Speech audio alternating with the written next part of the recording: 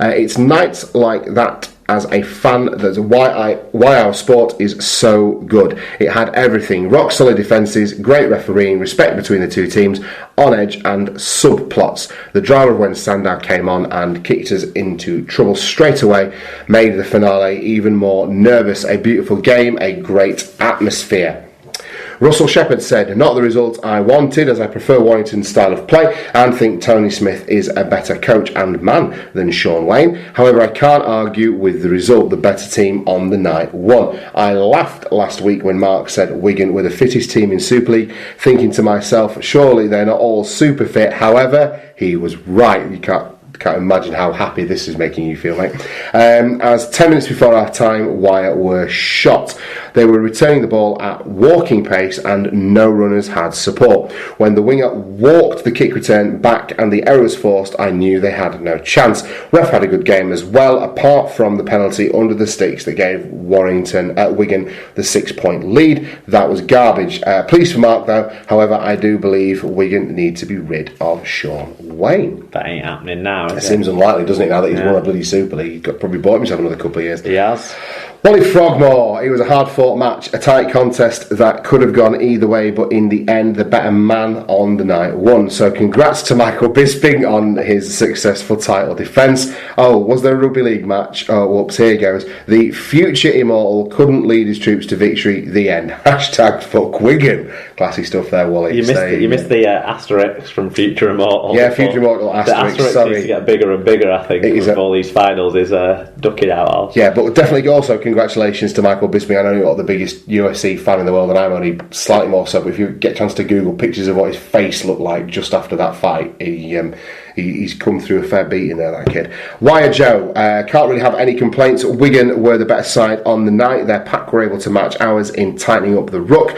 They were able to shut down our runs from dummy half, which completely nullified us as an attacking force. It just goes to show how big the step is up from qualifying for the grand final to actually winning them.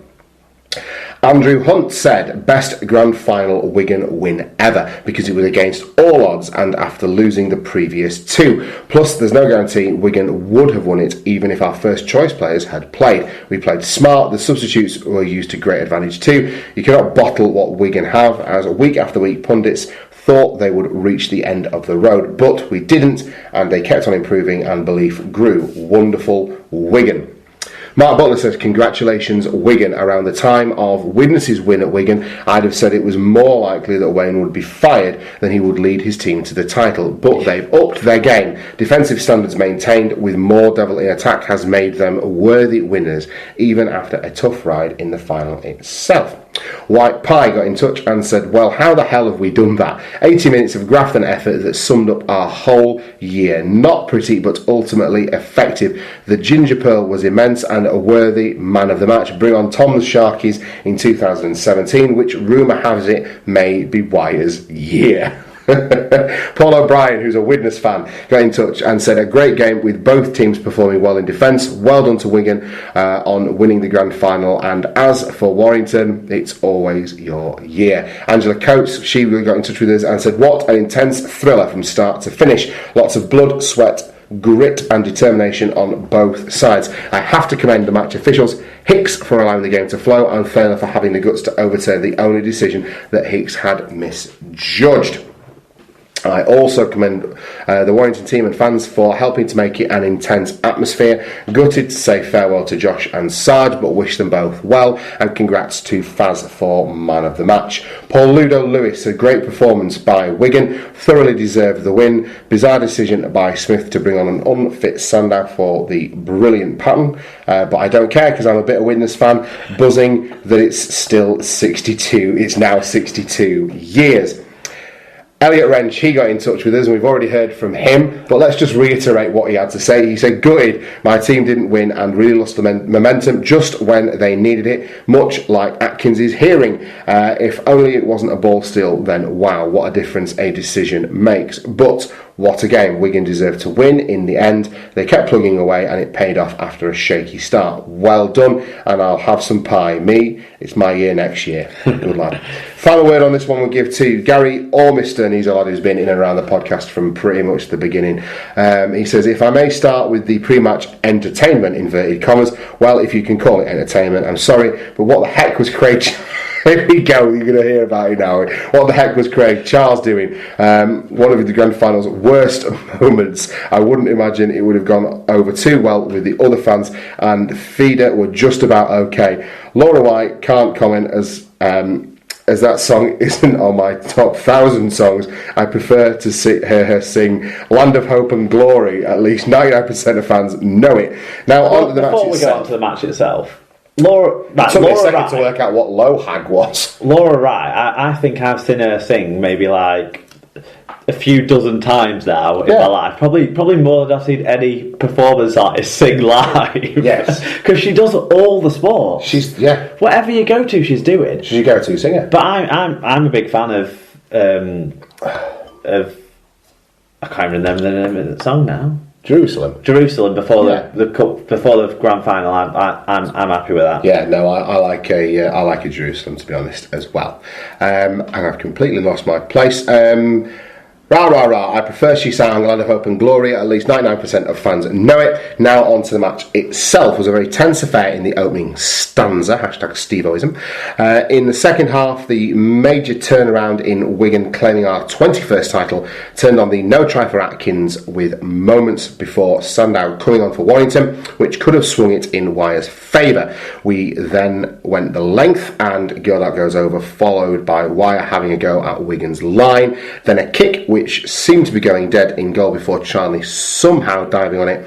Then once again, Wigan's D was solid, with Wyre giving it their all. On to the post-match songs and celebrations. The Dong selection was poor. None of the old favourites like Simply the Best, Hi-Ho, Silver Lining, or We Are the Champions. Yeah, they played the songs that they play at the stadium as people are leaving, but I sort of felt like, where's Simply the Best? That to me is the song of a Wigan title triumph, is Simply the Best. So I'm definitely with Gary on that one. Well, there you go. That's it. That's the grand final covered.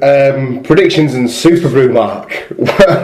where did we end up on this one? Well, I predicted the grand final result correctly. You didn't. Yeah. And do you know what? Next year I'll keep an overall tally. Yeah.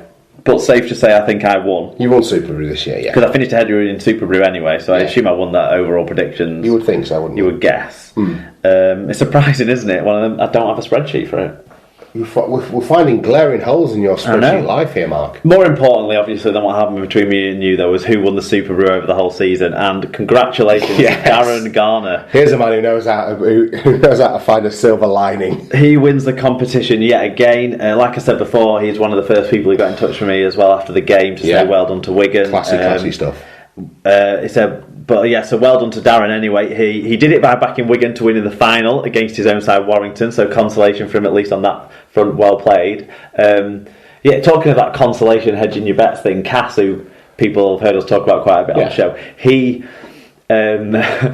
backed Warrington to the extent that it would repay his ticket amount if Warrington won, so that he'd be happy. But then he was sort of thinking, 30 quid down, but we're going to have won, so I'm happy. And then he got home and checked his bets and remembered he'd put Farrell on to win man of the match at 25 to 1. Really? Oh, good lad. So he ended up. Yeah. Brilliant. He ended up making up the bet money he'd laid on Warrington anyway. Oh, congratulations, guys. That's good stuff. And winning the stuff. Yeah, but well done to Darren. That's a repeat win. He won last year, much smaller competition last year. This year, back to he's back. Triumphed over a lot more competition as well in doing that. Yeah. So well done to him. Good luck to you next season as well. Next year, I'm not going to give him any clues as to what the other person might be doing. There you go. Okay. It says here, stat special, Mark. We'll move on to speaking about the stats.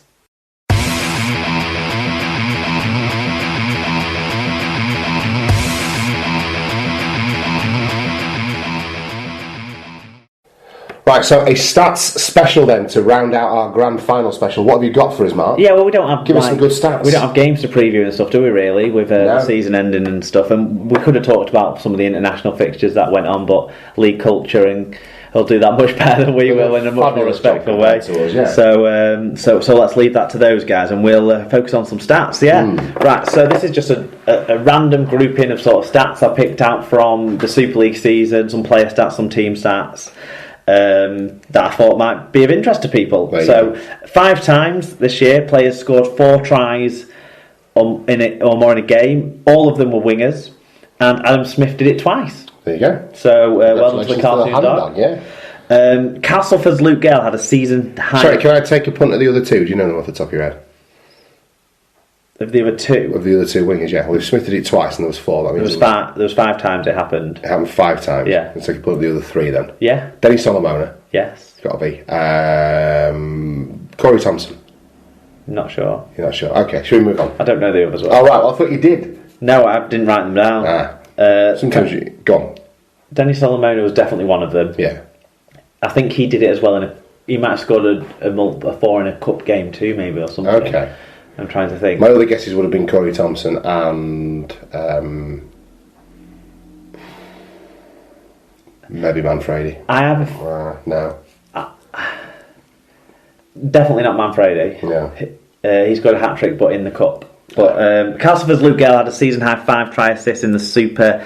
5 try assists. That came in the Super 8's round 4 win over Wakefield, so 5 try assists in the game. That's the best in an individual performer over all the thousands of individual performances. We're talking 5,000 and something individual performances at the top level, not including the qualifiers, and not including the cup games because I don't have the full stats for them.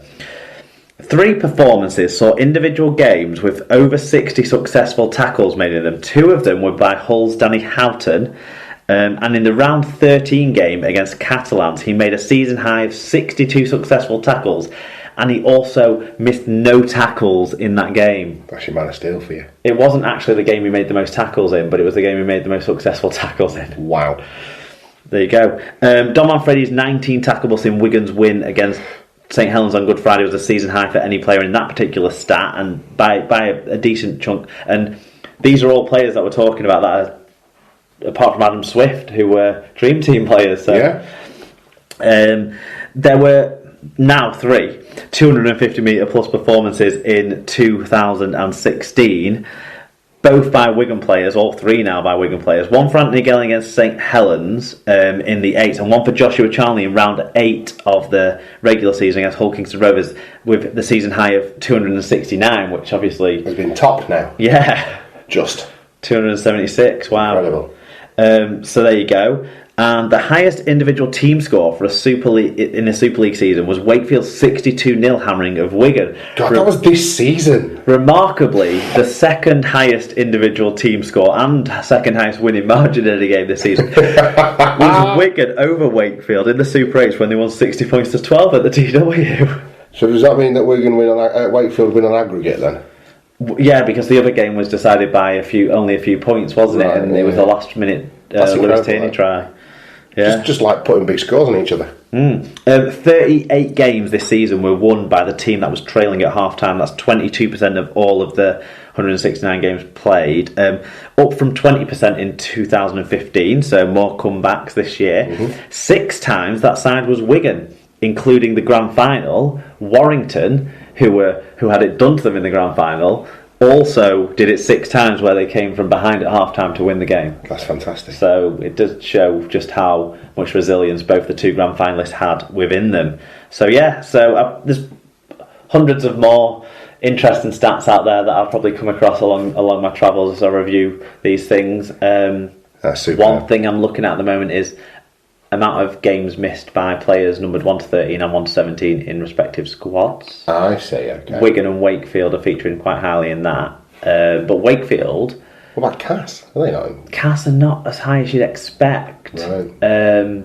But higher than people like Warrington and Catalan. Okay. But Wakefield have got, in that group of people, 2 players who didn't play at all, and I think through lack of selection, really.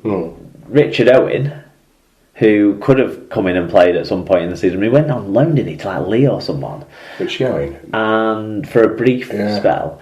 And the other player in their top 17 players, that there was another one as well, not played at all, not played a minute of Super League.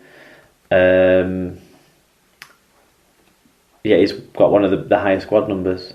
All right. It's not jumping into my mind. No.